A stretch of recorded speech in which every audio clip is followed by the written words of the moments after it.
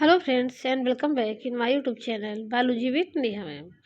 तो मोलस्का के general collector हमने देख लिए थे। तो आज इस वीडियो में हम पाइला से इंपॉर्टेंट क्वेश्चन जो बन सकते हैं उनको देखेंगे। तो पहला क्वेश्चन है, freshwater apple snail is. किसे फ्रेश वाटर एप्पल स्नेल कहते हैं? यूनियो को, कि पाइला को, कि डोरिस को, कि ओलिस को? इसका सही जवाब क्या होगा? पाइला। पाइला का भी दूसरा नाम क्या है? Apple snail. अगला क्वेश्चन है, aerial respiration in Pila occurs from.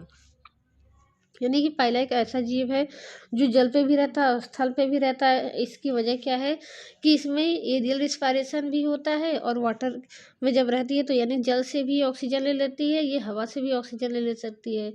तो एरियल रिस्पायरेशन के लिए इसमें क्या होता है? मेंटल होता है, कि टिनिडियम होता है, कि ब्रांकियल गिल होता है, कि पल्मोनरी सैक होता है? तो एरियल रिस्पायरेशन के लिए इसमें क्या होता है? पल्मोनरी सैक होता है। आइए अब अगला क्वेश्चन देखते हैं।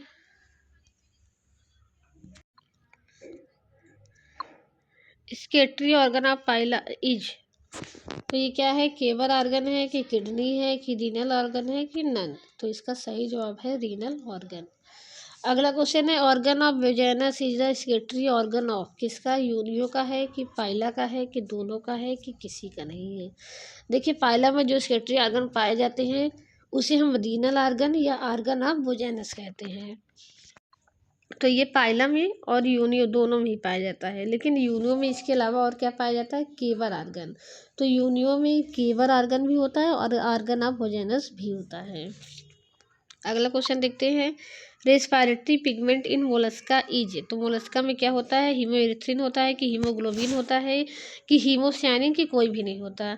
तो इसमें का सही जवाब क्या है? हीमोसियानिन। अगला question, how many teeth are found in a row of radula. तो रेडुला में कितने टीथ होते हैं? तो रेडुला एक चीविंग या कटिंग ऑर्गन है इसका, जिसमें क्या होते हैं? 7 दांत पाए जाते हैं। टॉर्जन किस में होता है? टॉर्जन यूनियो में दिखाई देता है, कि पाइला में, कि लोरोलिगो में, कि माइटिस में? तो ये हमें दिखाई देता है पाइला में। पाइला में एक बार हमने बताया था कि 180 डिग्री का होता है, तो किसी ने कमेंट किया था 360 डिग्री। तो 360 डिग्री नहीं होता, 180 होता है। अगला question, the shell coiling right handed is known as. अगर सेल राइट हैंडेड कॉइल रहता है तो उसको क्या कहते हैं? डिस्टल कहते हैं। Blood of Pila contain. Pila के ब्लड में क्या होता है? आरबीसी, डब्ल्यूबीसी, कि मोनोसाइट्स, कि अमीबोसाइट्स, कि ये सभी होते हैं? तो आरबीसी डब्ल्यूबीसी नहीं होता, क्या होता है? अमीबोसाइट्स होते हैं बस। अगला क्वेश्चन, पाइला क्या है? हर्बीवोरस है, कि स्कैंजीवोरस है, कि कार्निवोरस है, कि ओमनीवोरस? तो ये क्या है? Carnivorous. Osphradium is associated with digestion से, कि रिस्पायरेशन से, कि रिस्क्रेशन से, कि ऑल्फैक्टरी सेंसेशन से? तो इसका सही जवाब है ऑल्फैक्टरी सेंसेशन से। यानी क्या कहती है? ये भोजन का स्वाद बताती है कि भोजन मतलब खाने योग्य है कि नहीं। स्टेटोसिस्ट ऑर्गन किसके लिए होता है? तो आप जानते हैं बैलेंसिंग के लिए होता है, या हम कह सकते हैं इक्विलिब्रियम के लिए होता है। अगला, विच फर्टिलाइज्ड विथ ओवा। यानी इनमें से कौन सा है जो ओवम के साथ फर्टिलाइज होता है? तो इसमें 2 प्रकार के स्पर्म पाए जाते हैं, एक होता है यूपैराइन, एक होता है ओलिगोपैराइन। तो ओलिगोपैराइन क्या होता है? इनएक्टिव होता है, जो एक्टिव होता है वो कौन होता है? यूपैराइन।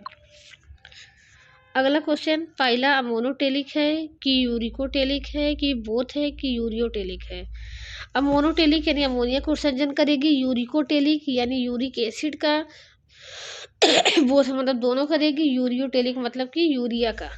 तो पाइला जो है वो जल थल दोनों पे रहती है। जल में रहती है तो अमोनिया का, स्थल पे रहती है तो यूरिक एसिड का करती है, इसीलिए अमोनोटेलिक भी है और ये क्या है? यूरिकोटेलिक भी है। तो सही ऑप्शन हो जाएगा बोथ।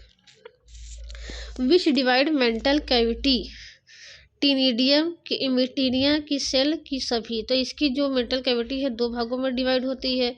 तो और उसको डिवाइड करने का काम कौन करता है? इपिटीनिया। Which not include in pallial complex.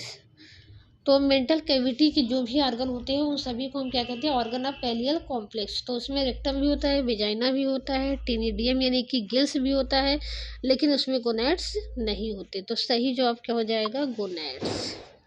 तो इस तरीके से मोलस्का में क्या पढ़ना था? हमें पाइला पढ़ना था, तो ये खत्म होता है। बस एक टॉपिक आपका रह गया है, इकाइनोडर्मिटा। और इकाइनोडर्मिटा और फिर उसके बाद हम एकानोडर्मिटा का क्या करेंगे, जनरल करेक्टर, और फिर उसमें स्टार फिश का डिस्कशन करेंगे। इसके साथ ही ये नॉन कॉर्डेटा की सीरीज क्या हो जाएगी, ख़त्म हो जाएगी। तो आप लोग अच्छे से पढ़ते रहिए, अपने अच्छे से तैयारी करते रहिए, क्योंकि अब डेट क्या है, काफ़ी पास आ गया है। तो वीडियो अगर अच्छा लगा हो तो लाइक कर दीजिए और चैनल को सब्सक्राइब कर लीजिए। Thank you so much.